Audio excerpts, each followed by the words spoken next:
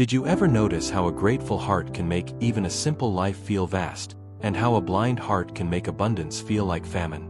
We think gratitude appears when life is generous, but in truth, it begins when the eyes awaken.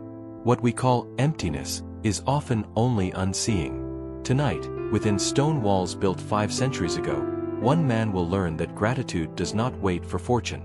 It begins in the act of noticing. Brother Cuthbert descended the spiral stairs with bread and ale, as he had done for 40 winters. The tower room received him in silence. Brother Anselm sat in half-light, his face carved from discontent, staring at the wall as if it held a judgment too heavy to bear. "You've eaten nothing," Cuthbert said, placing the tray on the table, its surface worn to a pale shine by years of use. "There is nothing here worth eating," Anselm murmured. 4 walls. A rope bed. "This window shows only gray sky and the same stones I saw yesterday." Cuthbert studied him quietly. He had learned that what men name despair is often the hunger to see.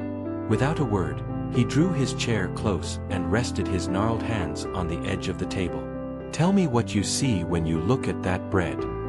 "Flour and water," Anselm said. "Yeast that smells of neglect." "Look again," the old monk whispered. He lifted the loaf, turned it toward the dim light that fell through the slit of window. "See how the crust swells. That crack across the top, steams escape when life rose within it. 3 days ago, a woman bent to gather grain. A miller ground it between stones. A novice fetched water before dawn, and the baker waited beside his fire until the dough gave its breath to flame. He broke the bread. Warmth drifted between them. 30 souls touched this loaf, brother. How is that nothing?" Anselm looked away, eyes burning but silent. "Your eyes have not failed," Cuthbert said softly. "You have only forgotten how to use them. Gratitude begins not in plenty, but in sight." He set the bread before him. "Tomorrow, you will describe one thing truly. Not complain, but see." Cuthbert rose, joints creaking like distant rafters. At the door he turned.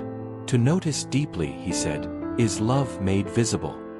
And in the dim tower, Anselm's hand trembled toward the bread. Tea dawn. Cuthbert found the bread plate empty. He said nothing, only sat, folding his hands, waiting.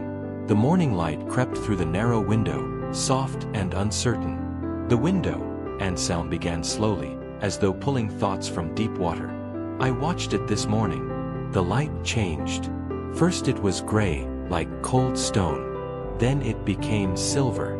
Then gold touched the edge of the shutter." He hesitated, eyes distant. "I never knew light moved like that. I thought it simply existed, present or gone. But it travels." His voice trembled, fragile as new leaves. "It was beautiful." Cuthbert's face showed no triumph, only the calm of one who has seen a seed stir beneath the soil. "And the rope bed? I felt it hold me," Anselm whispered. "I never thought about that before. The rope is woven tight. Someone made it so I would not fall. Someone I've never met gave that care to me." His hands opened, unclenching for the first time. "I have been sleeping on kindness every night." Over the following weeks, the tower began to bloom, not outwardly, but within him. The stones remained the same, yet he saw their geometry, the mason's patience carved into each line. He dipped his quill and thought of the goose that gave it, the oak gall that bled for ink, the tree that trembled in wind to make it possible. He tasted ale and sensed not bitterness, but craft, the brewer's watchful tending, the fields of barley bending under summer light, the well's sweet water drawn to his lips. When his gaze fell on his own aging hands, he did not recoil. He traced their wrinkles like roads through memory, the thousands of small labors written in them, writing, sweeping, mending, tending. Not failure, but continuity. And then, one morning, tears came, quiet, unbidden. Not from sorrow, but from recognition. The veil had lifted. The world he thought bare was overflowing. Gratitude filled him like sunlight filling a narrow room, changing nothing outwardly, yet turning stone into radiance.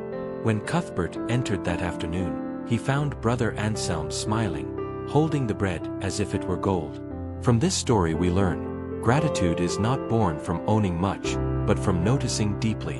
When we truly see, even a small room becomes a cathedral of light, proof that abundance was always here, waiting for our eyes to open.